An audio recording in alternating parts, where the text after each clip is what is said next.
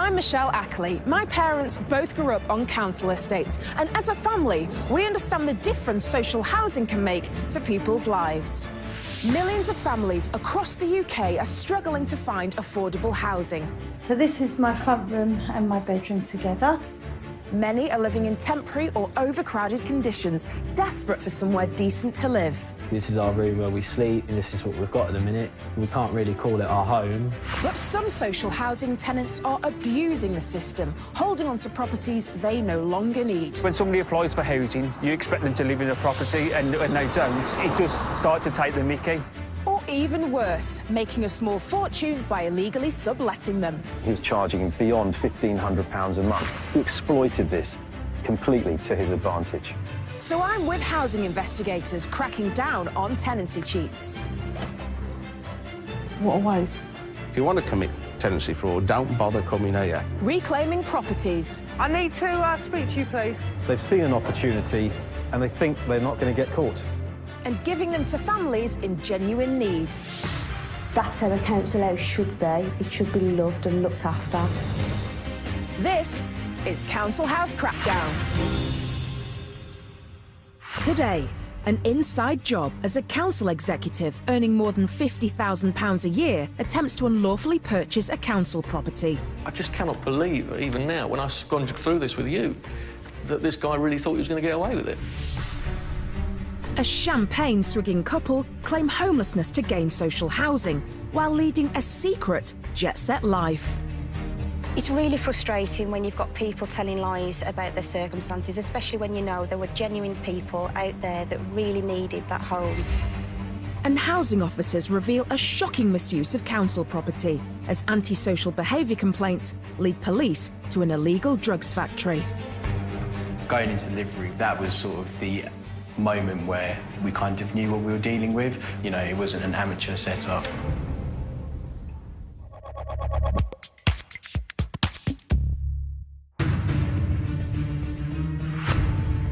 Each year, social housing fraud costs the taxpayer more than £800 million. A total of 2,700 investigations into social housing tenancy fraud have been carried out over the last 12 months. Half of these cases involve illegal sublets. The rest involve other attempts to cheat the system, such as lying about your circumstances or making a false application for social housing.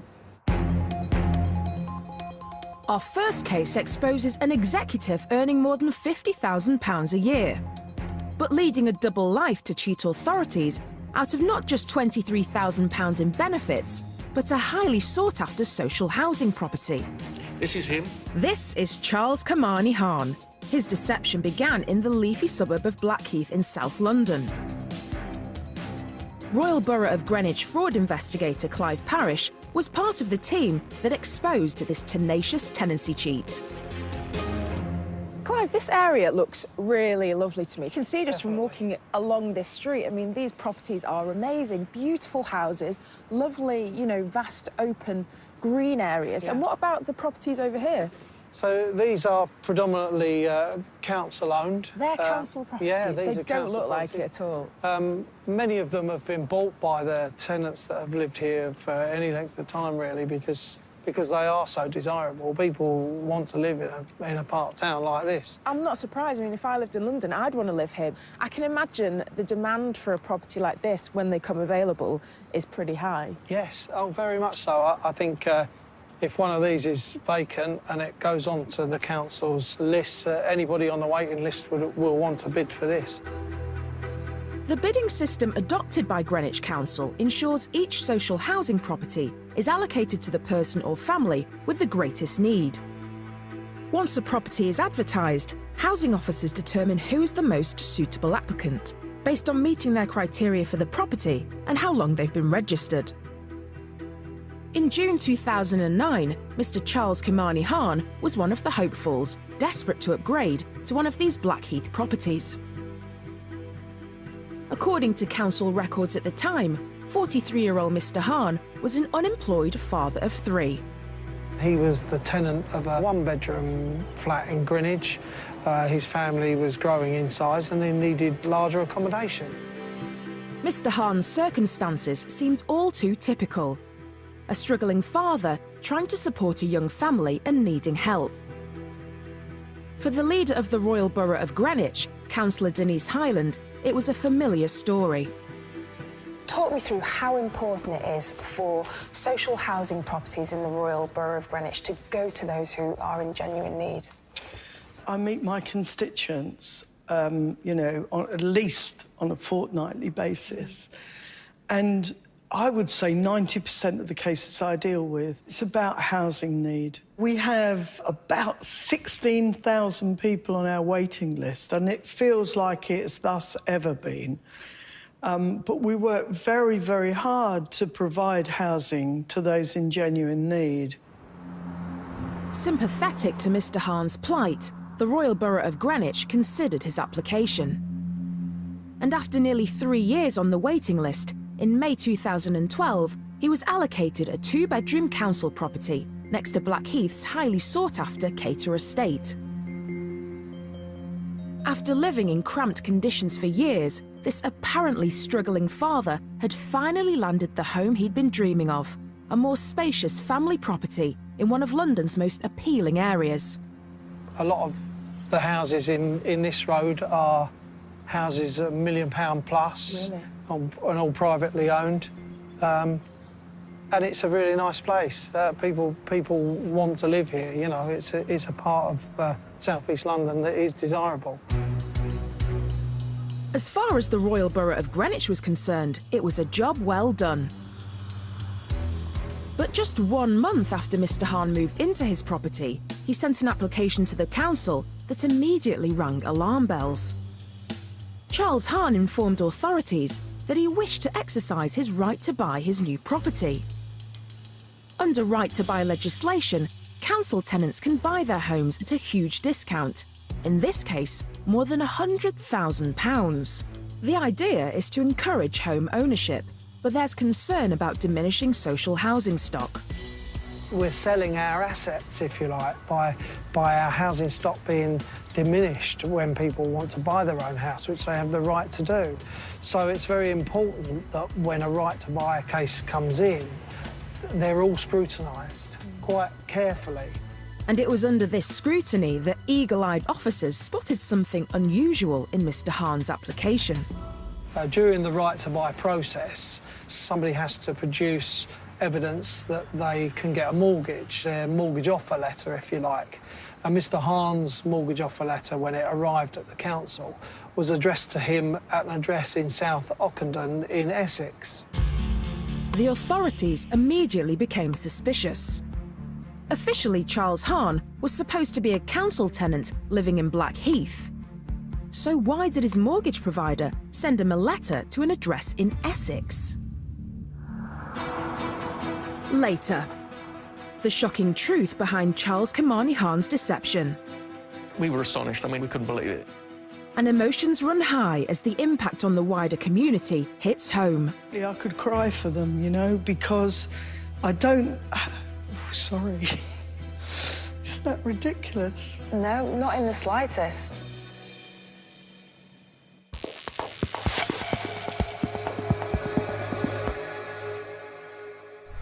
When it comes to social housing, family homes are often in really short supply. In Wolverhampton, for example, fewer than half of the 23,000 social housing properties have 2 or 3 bedrooms. Making sure these properties are being put to the best possible use is vital. This is Mkaluli Pofu and his wife Vanessa. When they appealed to housing authorities for support with their young family, they appeared the perfect match for one of Wolverhampton's precious 2-bedroom properties. But the extreme level of their deception prompted Elaine Morgan and her team at Wolverhampton Homes to bring their first ever prosecution for housing tenancy fraud.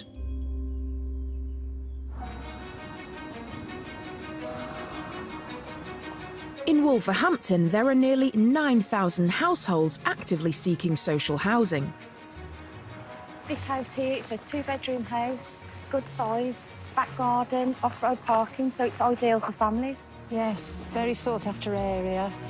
As fraud investigators for Wolverhampton Homes, Elaine and her colleague Louise Humphreys know just how difficult it can be for young families on the social housing waiting list. A lot of our applicants are very desperate for a home, and with this situation with housing in the UK at the moment, it's not very easy for people to get onto the property ladder anymore. The demand for social housing is very great. We deal with so many people who are desperate for housing and have no other means of being able to, to get housing, either by buying it or renting privately, because it's just not affordable for them.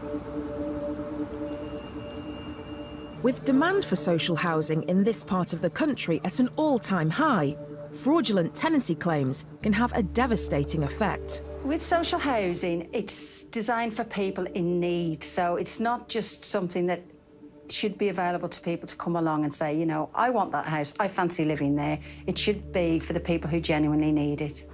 And in 2013, when Wolverhampton Homes received a housing application from Kaluli and Vanessa Pofu, the information indicated that this was one such family. They claimed that they didn't have anywhere to live. They were staying with friends and they were sleeping on the floor with their child. They said that they had no bedroom of their own, and because of that, they were given homeless priority, so they were given emergency banding. Emergency banding is reserved for applicants in the most desperate need of help. As a homeless couple with a young child, their application was afforded the highest priority. Emergency banding is a banding for people who really don't have anywhere to go. We have to prioritise people who genuinely don't have a home. They provided us with the proofs that we would require to check out before we allocate a property. So they provided bank statements at the address in which they claim to be living and wage slips from that address. There was no reason to suspect there was anything untoward. Wolverhampton Homes immediately set about trying to find a property for this struggling young family. There is a knock-on effect on health for those who don't have proper settled homes. And when you're raising a family, it's very difficult to bring a family up and teach them family values if you don't have a settled environment in which to do so. When a two-bedroom property in the Ford Houses area of Wolverhampton became available, it looked like the answer to everyone's prayers. A two-bedroom house became available in an area in Wolverhampton, and this particular couple put a bid on for that property. It's a popular area, it's a family neighbourhood, reasonably good schools in the area, good connections into the city, and sort of you've got the countryside on your doorstep, so it's a sought-after area. This area, as we're sort of driving around, you can see there's a lot of green areas, there's places for kids to play, there's local shops, school. So I suppose it is just ideal for families living here. Because of the banding and the priority that they'd been given, based on what they told us, they were successful in bidding for the property and they were offered the house. The apparently desperate circumstances surrounding the Pofu's application meant that they were awarded the property in the face of some tough competition. The property that they bid for in particular, I believe over 230 other applicants also applied for it, which meant that obviously they got the property because of their emergency banding. For Wolverhampton Homes, a young couple had been given the essential support they needed to raise a family. Yeah, I suppose especially if there's children as well, and if they've never had a home or a house with a garden and they've got somewhere to play, and I think it's just great for them that they've got that opportunity. Local authorities routinely carry out data checks on all social housing properties. And 18 months into the Pofu's tenancy, one such check alerted investigators to something unusual. And we received a match for this particular address. The match indicated that the tenants themselves had actually been living in another socially rented property out of the borough at the time that they applied with us. Kaluli and Vanessa Pofu were already living in social housing 10 miles away in Warsaw. This was not a homeless family in need of support. but a pair of fraudsters intent on cheating the system.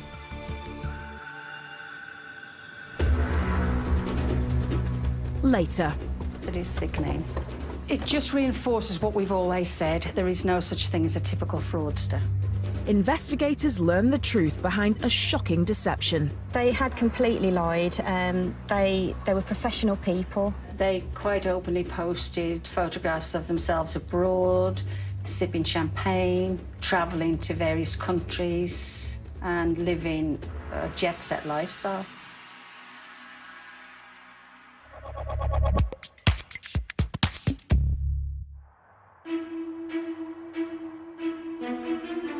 Back in Blackheath, Charles Kamarihan was a supposedly unemployed father of three who'd been awarded a tenancy beside the highly sought-after Cater estate by Greenwich Council. So these are predominantly council-owned. They're council property. Yeah, they don't look like it at all.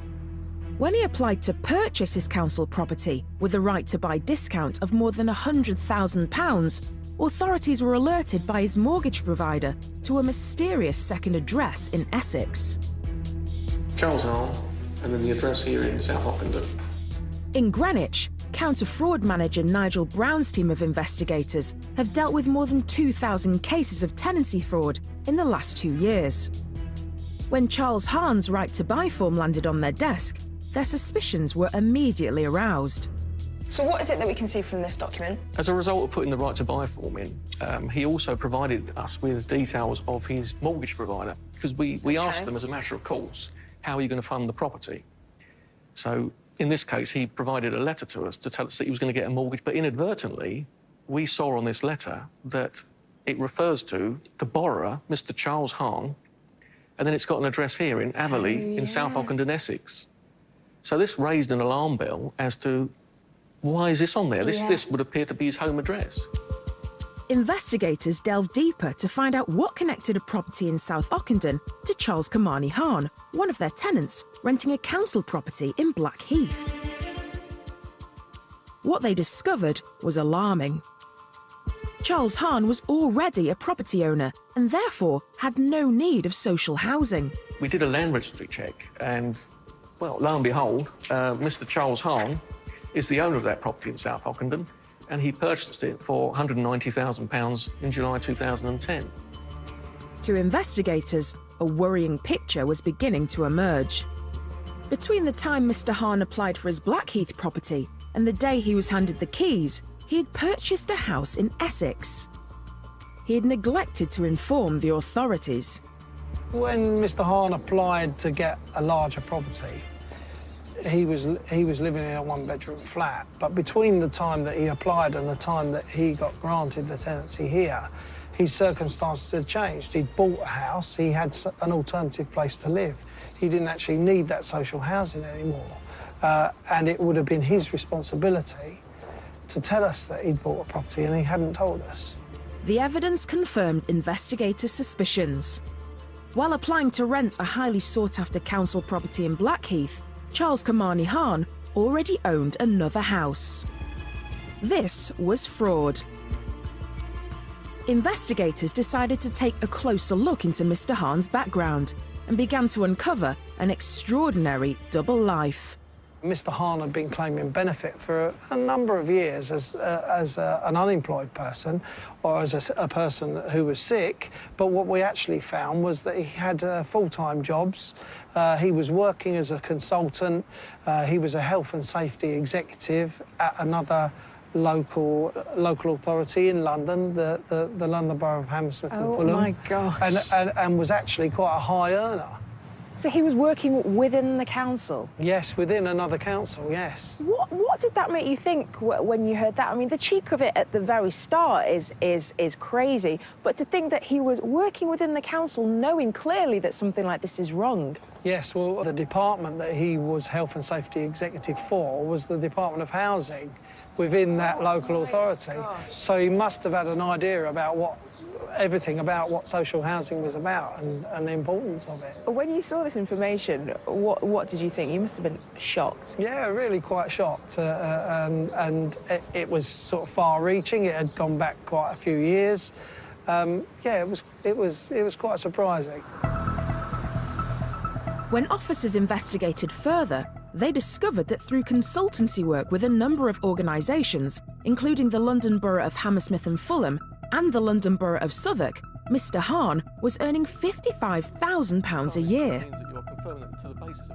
And all the while claiming to be unemployed and in receipt of thousands of pounds in benefits. It wasn't just the right to buy and the tenancy fraud that was an issue for us now. It was also the fact that he'd been on unemployment benefit, or employment support allowance, as it's now called, claiming to be an unemployed male whilst working and earning £55,000 a year in the council. Not only that, we found that he'd also defrauded us on housing benefit, because at some point he'd claimed benefit from the council property that we had given him and never declared again that he was working. So we always thought and had evidence to show that he was an unemployed male.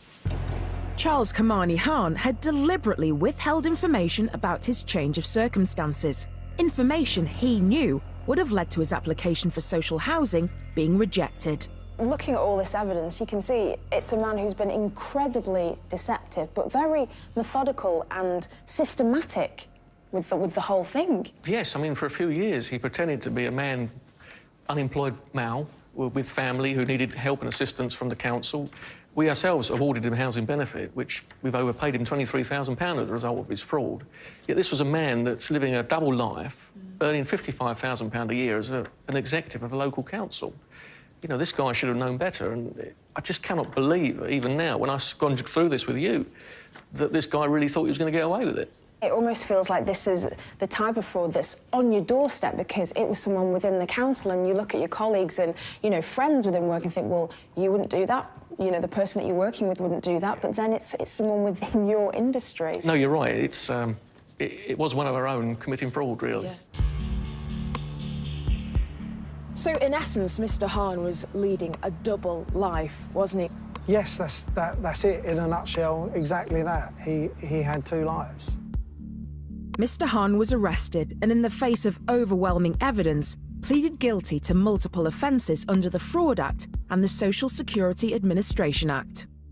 The judge, interestingly, though, had some pretty descriptive words on the case, didn't he? He was quite passionate about it. Yes, he did. He said, in the summer of 2012, someone meeting you would see a well-presented head of health and safety at a large London borough with a good salary.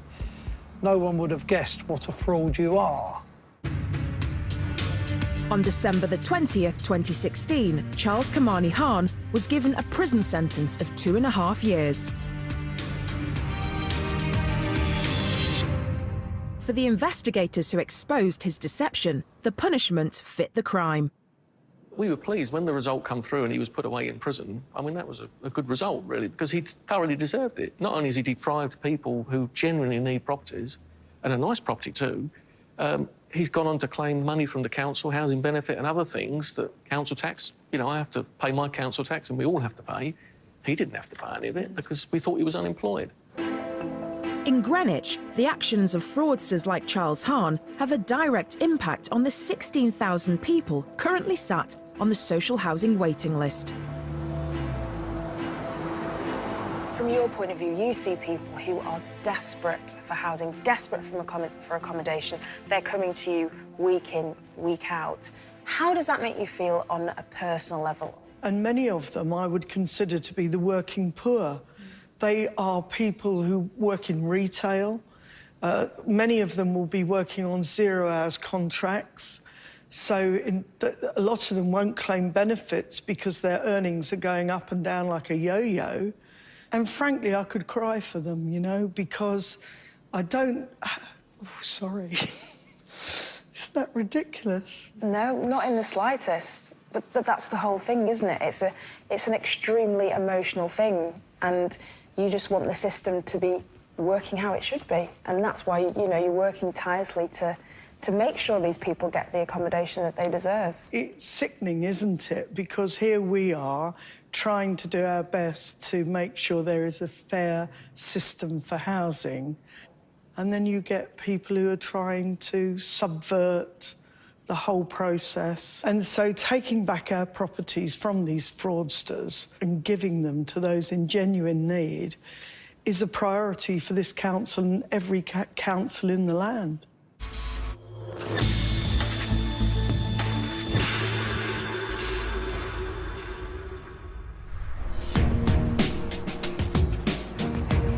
With the demand for council properties on the increase, it is now more important than ever to crack down on the fraudsters.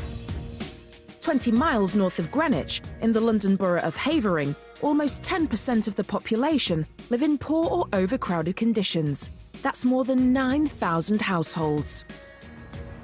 More and more people are struggling to be able to get a property and support themselves in private rented accommodation. And so, as a borough, we are responsible for, providing social housing where appropriate.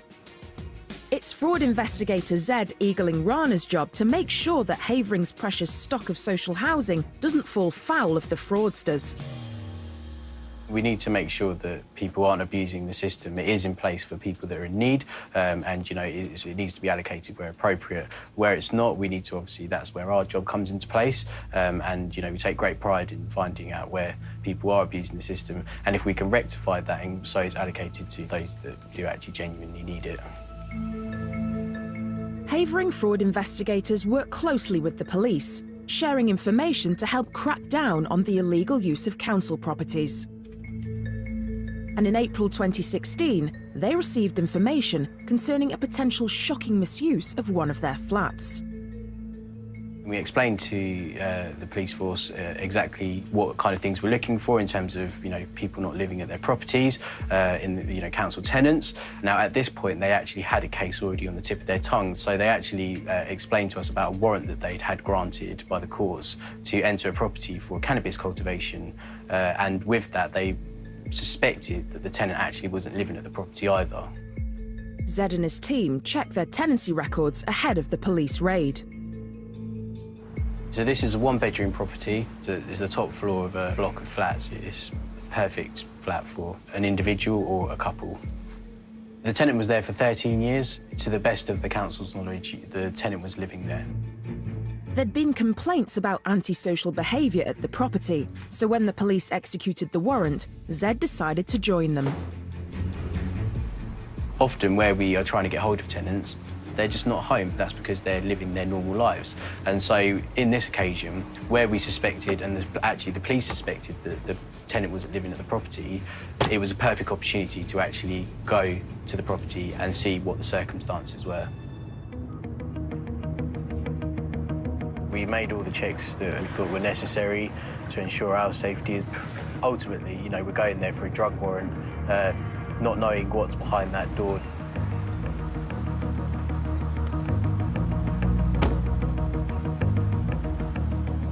We weren't really sure to what extent the property was being used for cannabis cultivation, and so that added to the air of mystery.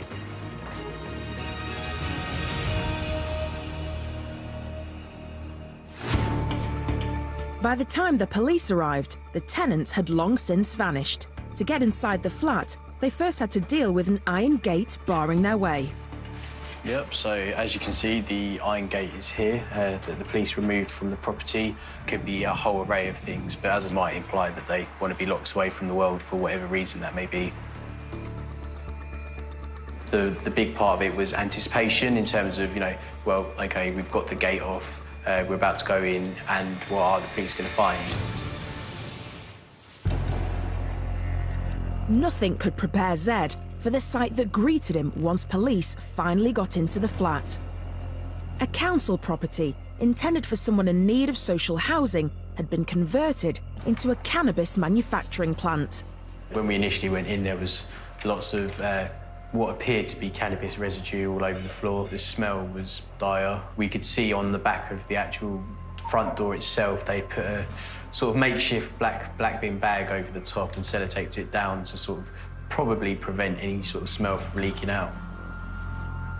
Going into the living room, that was sort of the moment where we kind of knew what we were dealing with. All the cannabis had actually been cropped, actually being removed from the property, but definitely not used as someone's regular living room. The walls were layered with foil to keep the heat in. There were fans and infrared lights. Holes had been drilled into the walls to access the main power supply. This was a professional job.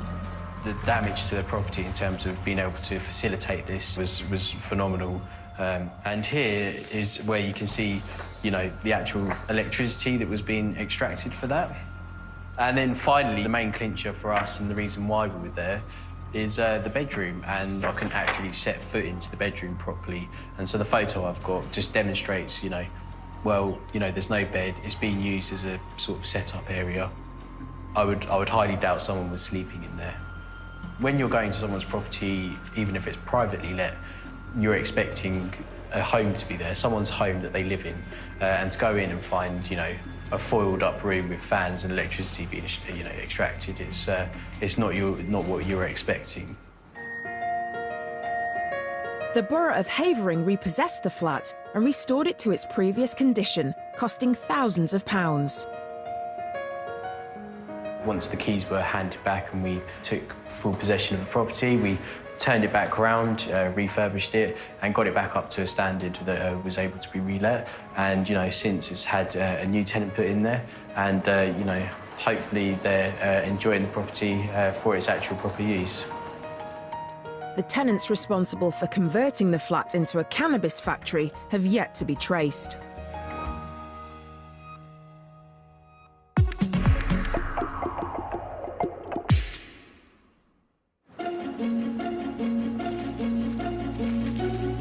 Earlier, we learned how Mkaluli and Vanessa Pofu were awarded a two-bedroom property by Wolverhampton Homes after claiming to be homeless and sleeping on a friend's floor.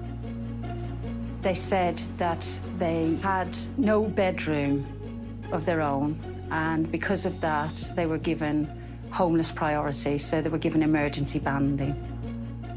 When a routine data match revealed that the couple were already registered at an address 10 miles away in Walsall, tenancy fraud officers needed to investigate further. They re-examined documents, including a questionnaire the couple filled out when they applied for the house. One of the requirements on that questionnaire is to provide 10 years' worth of addresses, previous addresses. We looked at the 10 years' worth of addresses that they provided, and there were so many of them, they had to continue on a blank sheet. At first glance, it appeared that the couple had comprehensively listed every property they'd lived in for the past decade. But tellingly, the address in Walsall was missing. Either the council's database was inaccurate, or Mkaluli and Vanessa Pofu had withheld the truth. A quick check with the Housing Association in Walsall confirmed their suspicions. They confirmed that they'd actually had the tenancy with them for quite a while, and they were living there, not in Wolverhampton where they claimed to be living. Once we discovered that they'd already had a tenancy in another borough, we contacted the Housing Association, who they were the tenants of, and asked if there was any particular reason as to why they couldn't have lived at that property. The Housing Association confirmed that there was no legitimate reason why the couple couldn't remain in Walsall. This was a clear case of tenancy fraud. After claiming their family was homeless, Mkaluli and Vanessa Pofu had obtained a rare two-bedroomed council house when in fact they had somewhere to live, 10 miles away in Walsall. They obviously knew if they told us that they already had a social housing property, we wouldn't have looked at them as a priority case, so they deliberately withheld the information. When investigators dug deeper, they began to suspect that the couple weren't exactly in need of social housing.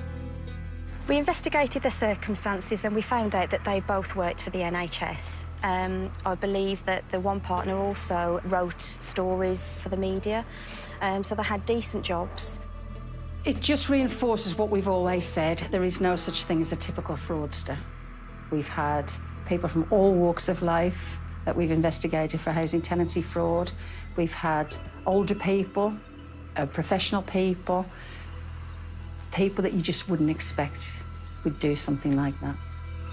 The couple had already withheld vital information on their tenancy application. Investigators decided to take a closer look at the Pofus. We started to look at them on any social media sites we could find that they were on, and just generally have a look at their lifestyle. And when investigators examined the couple's online profile, they were surprised by their lifestyle. Looking at their social media profiles, it showed them it seemed to be travelling a lot, had a decent car.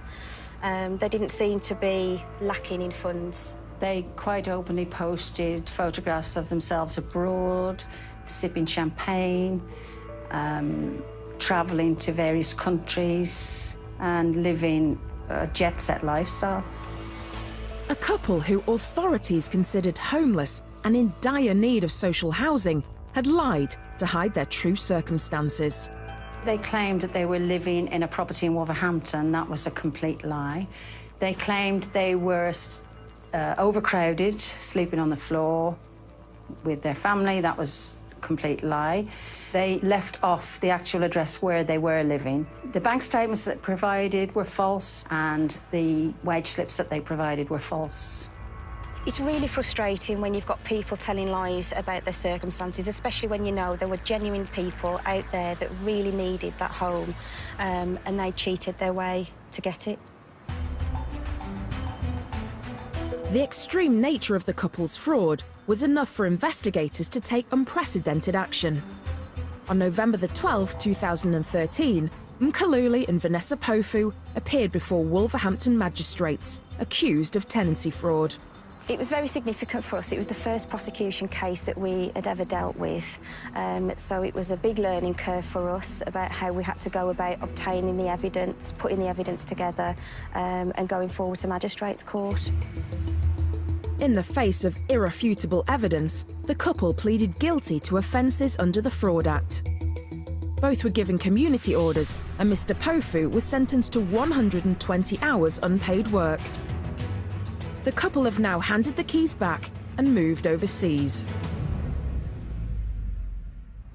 We felt it was important to deal with it in this case, to make an example that we just won't tolerate people committing housing tenancy fraud. Since the couple's conviction, the property has been re-let to another family on the social housing waiting list. The family that was rehoused there, they too were in an emergency need for that property, and it was a genuine case, and we believe that the family are very happy in their new home. When I look at the photographs in cases like this one, it makes me feel a sense of satisfaction that the job that we're doing is designed to prevent this from happening, and that we will do something and we will take tenancy fraud very seriously.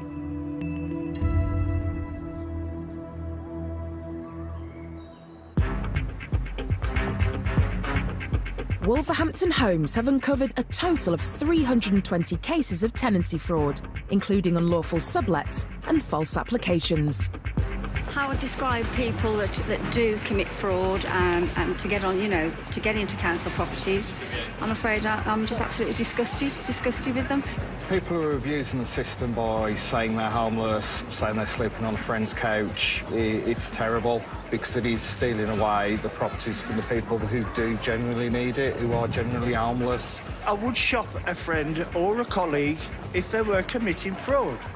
Because there are housing fraud in particular, because there are people out there who desperately need housing. Young families on the street.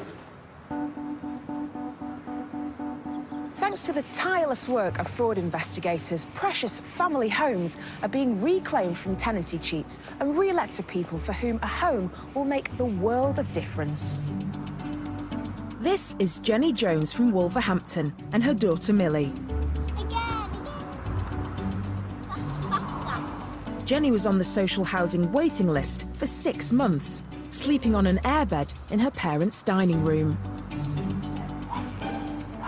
So you were on the housing waiting list for 6 months. Just describe to me what it was like for you and your family in those darkest moments. I felt ashamed that things had got to that point and I hadn't been able to things were out of my control. I felt like I had nothing of my own. That I was relying on my parents, and it come to the fact that I was sleeping on an airbed. How did this property come about in the end? Well, I'd bid on the property and I hadn't come top of the list for it. And then about 3 weeks after the bidding for the property had ended, I had a call from the lettings team to say that for whatever reason the person who was before me didn't want the property. And I was next for it. How did you feel? I cried with them. I was so happy I cried. I think I made the guy on the phone feel slightly awkward, but I was just so happy. I just ran to my mum and dad saying, you know, I've got one, I've got one. What does it mean to you now, Jenny, to have a place that you and Millie can call your home? It means everything. It means everything to me. It's ours. It's our little place. It's where we can come back to if we've had a hard day at work, a hard day at school, somewhere where we can be happy and where we can make memories and I can watch her grow up. And to have my own responsibilities, I enjoy it. I enjoy taking responsibility for paying the bills and to know that I've paid those bills. You know, that's mine now. I own it. This is mine. It just does wonders for your self-esteem, I think, to know that you've got that place, that nobody else is, just yours. Well, it's lovely to see someone who obviously did need it, like yourself, in a lovely property, and it'd be great to have a little look around. OK, yes. This is the lounge. It's a great space, isn't it? Feels like a proper home. Yeah, I do try to make it nice and homely. Would you like to sit upstairs? And here is Millie's room. Oh, now this is lovely. It's just lovely and colourful. Yes, it's her space. That's it. It's her space. I bet she has great fun in here. Oh, she does, she does. So, yeah, she normally has all the toys everywhere, and it's just somewhere where she could come after school or when she gets up in the morning and just create her own little world and her own little stories in here. And it's a good size space for as she gets older. I did think that as well. As she does get older and she wants less space for toys and more space for wardrobes and TVs. That's it. Those girls like a good wardrobe. Yeah. So it is a really good size. Yeah. For Jenny, social housing meant more than just a roof over her head. It also provided a new direction professionally. To gain a council property has changed my life immensely. So not only has it got me and Millie out of a terrible situation, and it's meant that we've had a place of our own, but it's also opened up opportunities of work to me. So I was able to gain employment with the council, so I now work for them, and I help other tenants get back into work like they did with me. To give me a home, my daughter a home, a roof over our head, and then to give me a job where I can support myself and my daughter, I will be eternally grateful. It's my fresh start, my new chapter. It's everything that a mother would want for her child. It symbolises so much more than just somewhere to live. Social housing can make a real, tangible difference to people's lives, and that's why the work of housing investigators is so vitally important as they track down on tenancy cheats, reclaim properties and give them to people who really need them.